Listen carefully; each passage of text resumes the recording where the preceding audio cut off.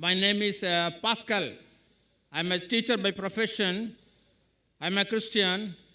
Taking for granted that you agree the Gospels translated in English, which we Christians believe, I will quote these examples. Number one, in all the four Gospels, when Christ came out of the waters of baptism, there was a voice from heaven saying, "This is my beloved Son, in whom I am well pleased. Listen you to him." In the same way, number two, on Mount Tabor, when he was transfigured and when his face shone like the sun, there was a voice from heaven saying, "This is my beloved Son, in whom I am well pleased. Listen you to him." And several times, when he cast out the devils, they came out of the men proclaiming, "Thou Son of the living God, why have you come to torture us before the time?" And again, before the high priest, then the high priest asked him, "In the name of the living God, I ask thee, art thou the Son of the living God?" Christ says, "Thou hast said it." And the priest, and the number five, the high priest and the scribes, when they accused Jesus before Pilate, they said, "This man says he is the Son of God. It's a blasphemy according to our religion. Therefore, we want to crucify him." Pilate didn't know about it. The very reason why they wanted to put Christ on the cross is that he claimed himself to be the Son of God. Because even though he didn't directly say, "I am the Son of God," it is indirectly said. Suppose I say, "You are Dr. Zakir Naik and you are MBBS doctor," and you tell me, "Yes, brother, you have said it." Is it not amount to saying that yourself saying, "I am Dr. Zakir Naik, MBBS"? In the same way, Christ, even though he didn't say, "I am the Son of God," he has approved it. Perhaps out of modesty, he didn't say, "I am the Son of God." Again, one more example. Martha. Brother, your question. You already quoted 5 verses without giving references. No, What's the question, I brother? have not come prepared for that. That's why I not quote. Fine, I will give you the reference. No problem, brother. I will give you the reference. I'll help you. Yes. I'll help you, brother. No problem. What's the question? Do you mean to say by quoting all these 5 things, Jesus claimed divinity? Yes. Fine, I'll give you a reply.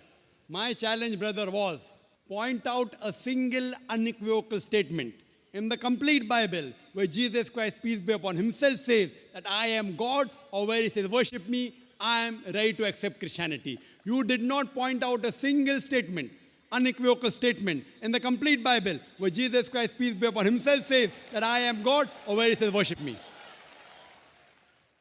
Here is the Bible, brother. This is the King James Version. And since you're a teacher and you claim to be a pastor, you're a pastor. No. You're a teacher. I'm a teacher. Teacher, but not I'm the an teacher. ordinary believer of Christianity. Fine. There is something like a red letter Bible. Whatever Jesus Christ said, it's in red. Now you mentioned 5 things, and these things can be clubbed into 2 things. First, you quoted that everywhere. You didn't quote correctly. What you wanted to quote was the Gospel of John, chapter number 3, verse number 16, which says, "For God so loved the world that he gave his only begotten Son. Whosoever believeth in him shall not die but have everlasting life." It is not in all the 4 Gospels. It's only in Gospel of John, chapter number 3, verse number 16. Please note it down. You can check it up. Gospel of John, chapter 3, verse number 16. "For God so loved the world that he gave his only begotten Son. Whosoever believeth in him shall not die but have everlasting life." And again, you quoted in the ending the 5th time that Jesus Christ said he was the Son of God. You said that. Do you know Bible has got sons of God by the tons? If you read the Bible, Adam was the son of God, peace be upon him. Ephraim was the son of God. Israel was the son of God. If you read the Romans chapter number 8, it says, all those who are led by the Spirit of God, they are sons of God. If you're a godly person, you're a son of God. If I'm a godly person, I'm a son of God according to the Bible.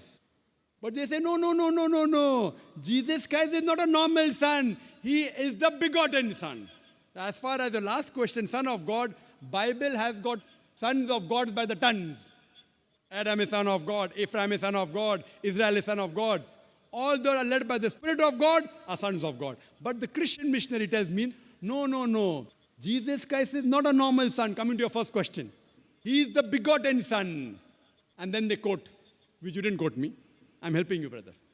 Gospel of John, chapter 3, verse number 16. "For God so loved the world that he gave his only begotten Son. Whosoever believeth in him shall not die but have everlasting life." Brother, do you know the meaning of the word begotten? What is the meaning of the word begotten? No. What is the meaning of the word begotten? Begotten is not the sense in which you use human sense. See, the word begotten. I am asking you the meaning of the word begotten. Yes, I know. What is the meaning of the word begotten? Begotten, there are two senses. When you say of a human being, he says begotten means the flesh and blood of his son. But when you say of God begotten son, it doesn't mean that he has a body, is begotten him. It is to say the close association between the father and the son. That's all. If you say son, I say, suppose someone comes here and I tell him, my son, he will not mind because he's a young boy. If I tell him that son come here, he will come. If I say begotten son come here, he may punch me on my jaw,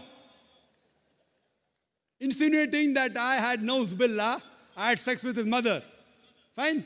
If I tell to a small boy begotten son or a young boy of maybe 23 years, then I'm more than 40. If I say begotten son come, he may punch me on my jaw. Why? Begotten means sired by God.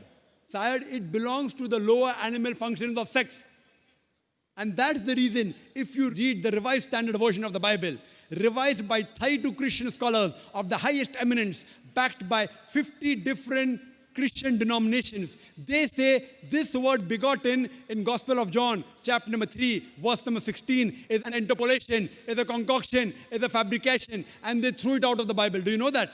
If you read the Revised Standard Version of the Bible, which is the bestseller, revised by 32 Christian scholars of the highest eminence, backed by 50 different Christian denominations, they say this word begotten is an interpolation, is a concoction, is a fabrication. So the word begotten has been thrown out. So if you say son, God has got sons by the tons in the Bible. So coming to your first question and the last question, I've answered it. Coming to your second and third, which you mentioned, that he drove out devils. Quote the full verse. You haven't quoted to me the full verse, which I quoted in my talk. According to the Gospel of Matthew, chapter number 12, verse number 28, he said, I cast out devils with the Spirit of God. Gospel of Luke, chapter number 11, verse number 20, I with the finger of God cast out devils. It doesn't say he alone does it. He does it with the help of God. That does not mean he's God. All these verses you quoted, they clearly mention that he was a messenger of God. He wasn't God himself. That is the reason I challenge you.